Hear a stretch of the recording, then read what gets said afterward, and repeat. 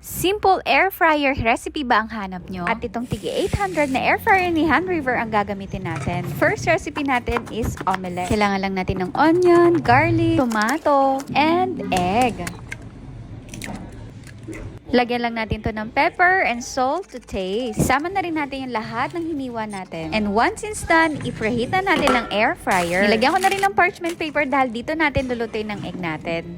Iset na lang natin ng 5 minutes and for garnish nga pala, kumuha ako sa aking tanim ng basil. After 5 minutes, nilagay ko na rin ito sa top. Then, sinet ko ulit ito for another 3 minutes. And we're done! In-air fry ko na nga rin pala itong bread ko. And nag-cut na rin ako ng orange and grapes para naman healthy and super sarap ng breakfast namin. O, di ba may patoppings pa na basil? Sobrang sarap niyan, promise. Tamang-tama lang talaga yung alat niya. Kung meron man kayong gustong i-surprise at gawa ng breakfast, swak na swak pa to sa panlasa nyo at napaka-sweet pang tingnan, di ba? For lunch naman namin, nag-air fry ako ng chicken. Nilagyan ko lang ng olive oil, soy sauce, lemon, low carb sugar, pepper, salt, at minasage ko lang yan. Ganito nga lang pala i-massage yan para mong pinaliliguan. Munti ko na nga rin palang malimutan ng time. Bukod pa sa iba natin pang palasa, yan talaga magpapa-level up sa ating chicken. Habang minamarinate natin ng 30 minutes, nag-slice naman ako ng potato, carrots, tomato, onion, and garlic.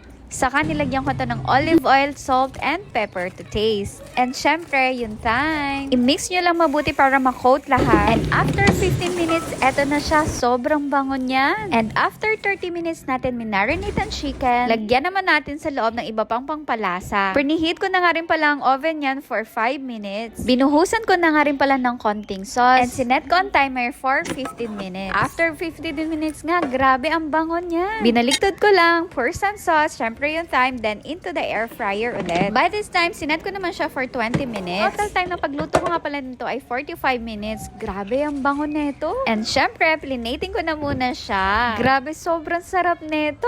And syempre, tinikman ko na muna siya bago ko ihain sa kanila. First bite, sarap talaga. Trinay ko nga palang lagyan ng lemon, garlic, and tomato. Sobrang solid. And look nyo naman yung oil na natanggal sa chicken. O, diba? Lutong-luto talaga siya sa loob. Sobrang juicy niya na tamang-tama lang talaga yung pagkakaluto ko. And for snacks naman, nag-air fry ako ng potato. Lagay ko nga rin pala to sa water with ice para matanggal yung extra starch. Lagyan ko lang to ng olive oil, salt, and mix.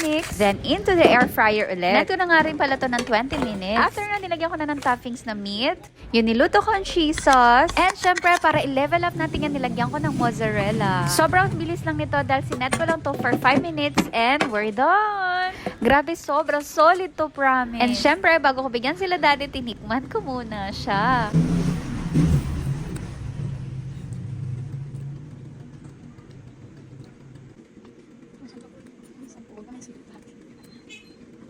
Hap. And para naman sa dinner namin, gumawa ako ng guacamole. Pinakuluan ko muna to with salt, garlic, bay leaves, onion, and pepper. Habang i-air fry ko nga pala for 30 minutes, gumawa naman ako ng guacamole sauce. Kailangan lang natin ng avocado, garlic, onion, coriander, or yung tinatawag nating kinchay, then onion and tomato, then mix lang natin yan lahat. Syempre, wag rin natin kakalimutan ng lemon, salt, and pepper. After ko nga pala ma-mix lahat ito, luto na ang ating lechong kawali. Diba, lechon kawali yan? Super crunchy at ang sarap. Nagko-complement talaga yung guacamole sauce ito sa ating lechong kawali. Diba, sulit talaga tong air fryer ni Han River. Check out na! Thanks for watching! Mwah!